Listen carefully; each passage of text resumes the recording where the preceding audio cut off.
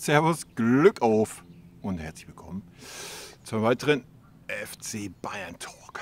Ja, heute mal aus ungewohnten Gefilden. Bin gerade mit dem Fahrrad unterwegs und dachte mir einfach, kannst du auch mal hier draußen ein bisschen was erzählen. Man muss ja nicht unbedingt der FC Bayern Hintergrund sein da im Bild. Und zuerst einmal etwas in eigener Sache, bevor wir mal zum 1, 2 FC Bayern Themen kommen. Der Kanal hat ja 1000 Abonnenten. Das bedeutet, ab sofort wird es vor dem Video und nach dem Video kleine Werbeeinblendung geben. Die überspringbar ist, könnt ihr also wegklicken. Ihr könnt aber auch einfach einen Werbeblocker nehmen, wenn euch das nervt. Da habe ich gar kein Problem mit. Aber ich habe gesehen, bevor ich die 1000 Abonnenten hatte, ja, selbst da hat YouTube teilweise schon eine Werbung eingeblendet von meinen Videos und ja, warum sollte ich das verschenken, wenn da ein paar Cent bei rumkommen, ne? Nur, dass ihr da Bescheid wisst, es wird vor und nach dem Video also einen Werbespot geben, der überspringbar ist. Wenn ihr mir was Gutes tun wollt, lasst ihn durchlaufen. Wenn euch das nervt, überspringt ihn oder nutzt einen Werbeblocker, wie ihn jeder Browser heutzutage drin hat. Ist auch völlig okay. Habe ich kein Problem mit. Ansonsten gibt es natürlich auch die Kanalmitgliedschaft, die ich eingerichtet habe. Keine Ahnung, Leute. Ist nichts Besonderes, habe ich auf meinen anderen Gaming-Kanälen auch. Wenn ihr den Kanal hier, warum auch immer, irgendwie unterstützen wollt, macht das. Ihr müsst das nicht machen, hier muss keiner irgendwie was zahlen dafür, dass ich hier ein bisschen dummes Zeug laber oder so. Wenn Leute da sind, die das machen möchten, ja, macht das gerne, freue ich mich natürlich drüber. Aber hier muss rein gar nichts gemacht werden. Es wird keinerlei Vorteile geben, wenn ihr Kanalmitglied seid, außer hier so ein paar Sticker, die ihr nutzen könnt und ihr habt ein tolles Wappen vor euren Namen. Ja, wenn ich da natürlich dann irgendwie 80, 90, 100 Kommentare habe, ja, stecht ihr da ein bisschen raus und dann werde ich vielleicht in Zukunft die zuerst beantworten, bevor ich den Rest beantworte. Aber das ist auch wirklich das Maximale, womit das hier irgendwas auf sich haben wird. Ja, wie gesagt, ich weiß, in der heutigen Zeit hat sowieso kein Mensch irgendwie einen Cent über und ja, hier muss das auch nicht so sein. Wie gesagt, es gibt die Möglichkeiten auf YouTube, deswegen sind sie aktiviert, aber ja, einen anderen Grund hat das nicht. Ich mache das hier nicht, um irgendwie reich zu werden, das ist sowieso nicht möglich mit so einem kleinen Kanal. Aber wie gesagt, ich habe es eingeschaltet und das wollte ich einfach nur kurz loswerden. Nicht, dass ihr denkt, wow, jetzt macht der heimlich das an, ist abgehoben, blasöd. Gibt ja immer so ein paar Idioten. Nein. Wie gesagt, es wird vor dem Video, nach dem Video gibt es einen Werbespot, den ihr skippen könnt oder auch nicht. Wenn es euch komplett nervt, macht einen Werbeblocker an. Wie es wahrscheinlich mindestens ein Drittel von euch haben wird auf YouTube. Nochmal ein anderes Thema. Hat hier auf dem Bayern-Kanal aber nichts zu suchen. Ansonsten, ja, wo fangen wir an? 1 Million Namen im Gespräch. Kolo Muani, wohl das heißeste Eisen aktuell, weil der Uli da irgendwie gerne mitschwingt. Weiß ich nicht, fühle ich nicht. Ja, wenn wir irgendwie 2 Spieler loswerden, sagen wir mal, wir werden Mane, Sané los oder Mane, Gnabry, wie auch immer. Und kriegen da irgendwie 50 Mille. Ich denke, viel mehr wird da, wenn nicht, bei rumkommen. Wenn mehr, dann Chapeau. Wenn man dann noch irgendwie 20 oder 30 nur drauflegen muss für den Kolo Muani. Ja, wie gesagt, ich finde es alles zu viel, hoch die Summen da für Spieler, die eine gute Saison haben. Und es ist ja jetzt auch nicht so, dass er irgendwie 30, 40 Tore in der Bundesliga geschossen hat. Ja, da muss man immer mal irgendwie die Relation sehen und mal auf dem Boden bleiben. Ja. Ansonsten war ja noch ein interessanter Spieler von Icke in den Kommentare aus Belgien. Ich habe den Namen jetzt leider vergessen, der in der Euroleague da gegen Union gespielt hat. Ansonsten dieser Däne, ich denke, das sind alles so ein paar billigere Kandidaten. Was völlig okay ist, wie gesagt, wenn du jetzt für 100 plus einkaufst, mal abgesehen von Harry Kane vielleicht, der wird dir wahrscheinlich die 30 Hütten garantieren im Jahr. Ist halt schwer, dass die Jungen dir auch diese 30 Hütten garantieren und ja, keine Ahnung. Wie ich ja auch schon sagte, man hätte das ganze Thema ja ein bisschen runterspielen können, indem man einfach mal in den letzten Spielen und in den kommenden Spielen den Tell mal die Chance gegeben hätte. Ja, überlegt euch, der hätte in den 10 Spielen hier lang gemacht, hätte irgendwie 8 Hütten gemacht, 3 vorbereitet oder sowas. Dann hätten wir keine Diskussion mehr, wer nächstes Jahr da auf der 9 spielt. Das hat man sich nicht getraut, warum auch immer. Ja, von daher wird es ganz interessant zu sehen sein, wen wir wiederholen werden am Ende des Tages. Ich bin sehr gespannt.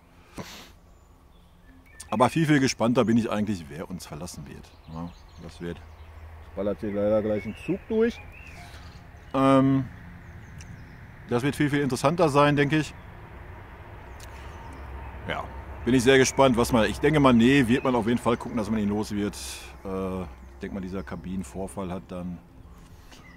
Ich suche die ganze Zeit meine Kamera, wo genau ich hingucken muss, alle auf dem Handy. Wild. Hat das fast zum Überlaufen gebracht. Ich denke, er wird auf jeden Fall verkauft werden, wenn wir ein Angebot kriegen. Gnabry Sané, I don't know, stecken wir nicht drin, wie da geplant wird. Ich will beide weghauen, sage ich ganz ehrlich. Auch wenn der Gnabry jetzt mal wieder ein Tor gemacht hat, Sané wird wahrscheinlich auch mal in den nächsten Spielen nochmal wieder ein Tor machen. Aber das ist alles so unkonstant, was willst du damit, Leute? Dann lieber nochmal eine Granate holen auf Außen. Was Junges Wildes vielleicht der Bock hat, ich weiß es nicht. Aber diese ganzen halbgaren Dinger da. Goretzka steht auch zur Diskussion, aber vielleicht würde den Goretzka auch einfach mal ein bisschen Konkurrenzkampf gut tun, weil er hat ja schon stark bei uns gespielt. Ja. Aber ich denke, nächstes Jahr wird er sich mit dem Kimmich, wenn er bleiben sollte, um die 8 streiten.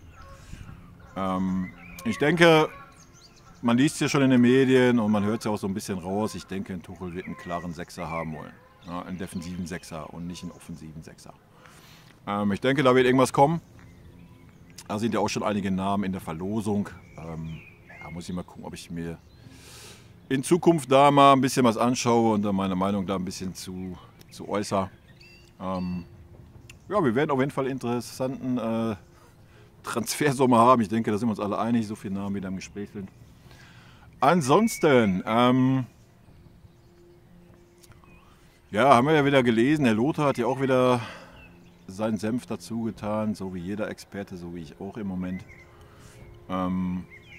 Thema Uli Hoeneß ist ja allgegenwärtig, das ist ja auch, was ich in meinem Video so sagte, dass es aktuell halt einfach so ist, dass der Uli da im Hintergrund noch die Fäden zieht.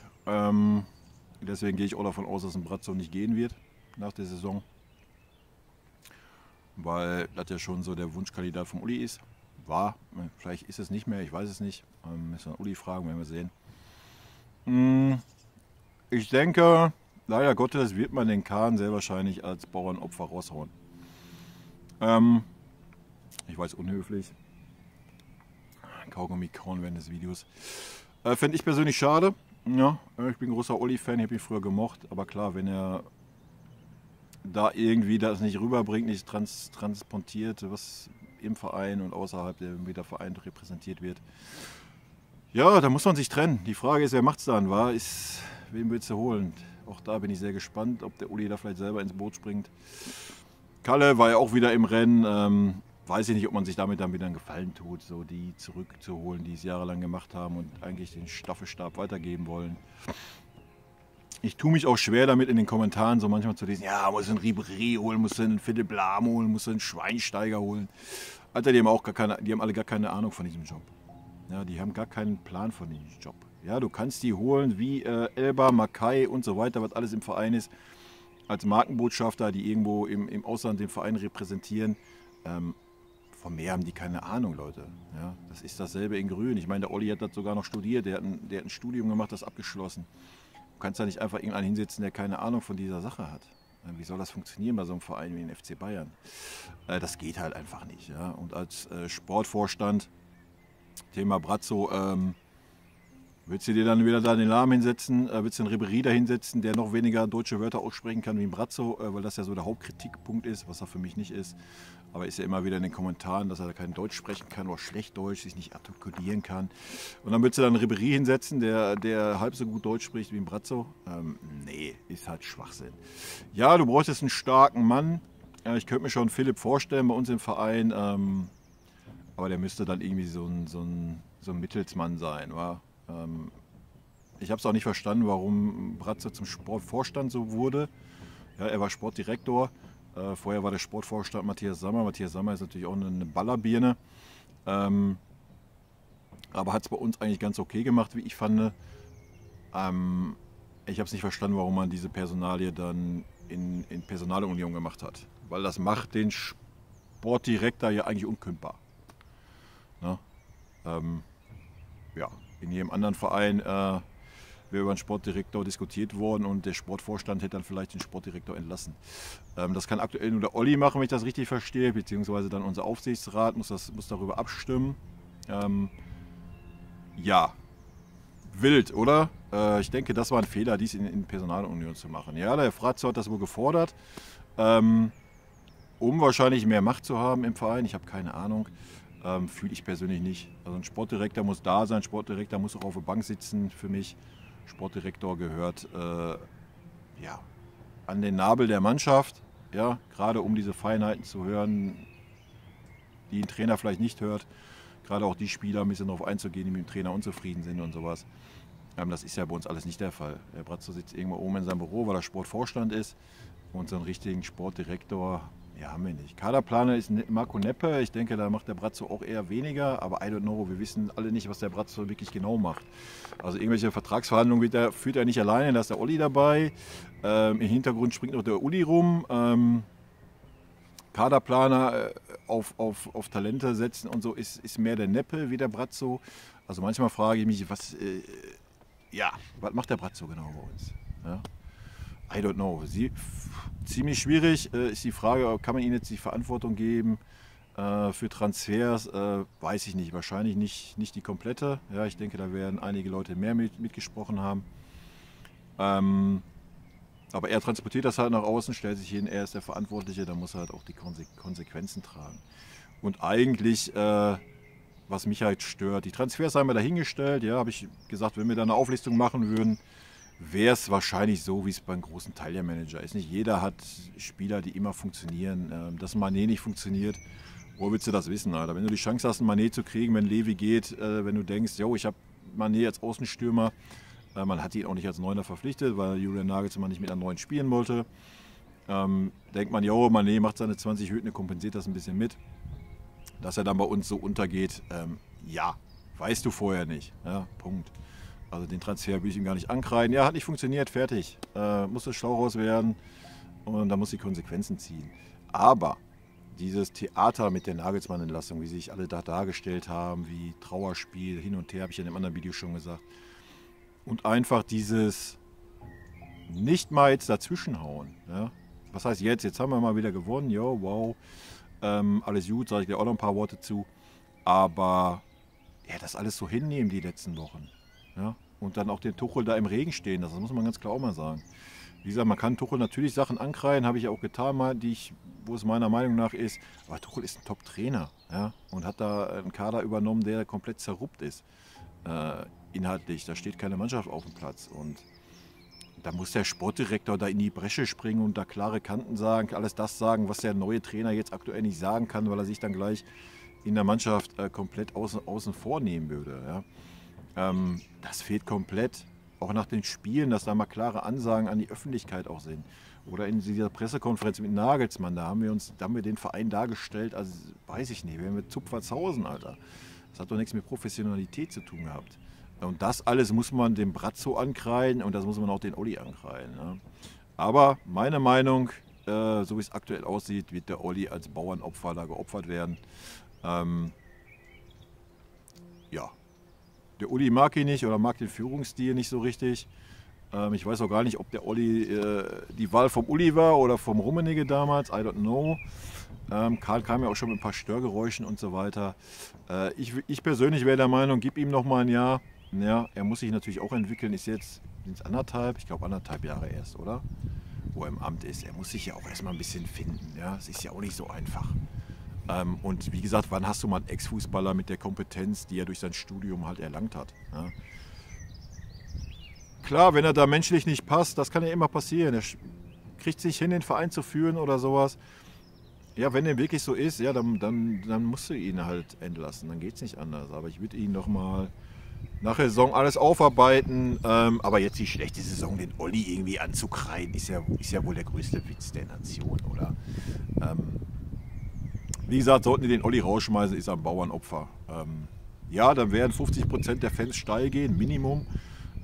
Vorher konnten schon 50% der Fans den Brazzo nicht ab. Das ist jetzt noch mal gesteigert, sollten wir die Meisterschaft irgendwie noch verspielen, dann sind es wahrscheinlich 80%, die draufhauen werden. Dann ist es schwer, das weiter zu tragen, das muss man auch mal so sagen. Ne?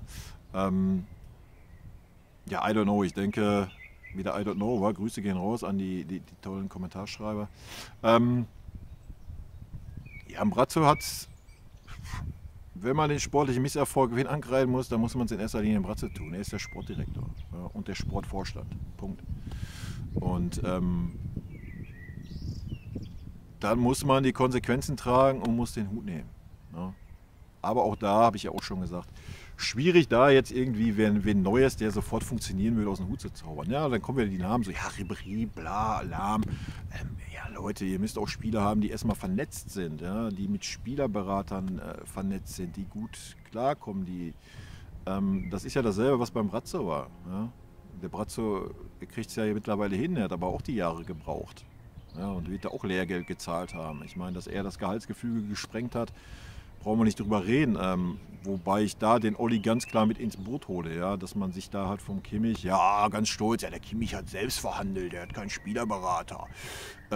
Ist trotzdem überbezahlt. Und dadurch hat ein Goretzka nachgezogen, ist überbezahlt. Dadurch hat ein Gnabry nachgezogen, ist überbezahlt. Weit überbezahlt sind diese Spieler. Da ist ja Hernandez noch ein kleines Licht gewesen, im Gegensatz, was die Jungs alle verdienen. Die verdienen alle knapp 20 Millionen. Und das ist komplett überbezahlt. Ja? Und da muss man natürlich den Olli ganz klar mit ins Boot nehmen. Ne?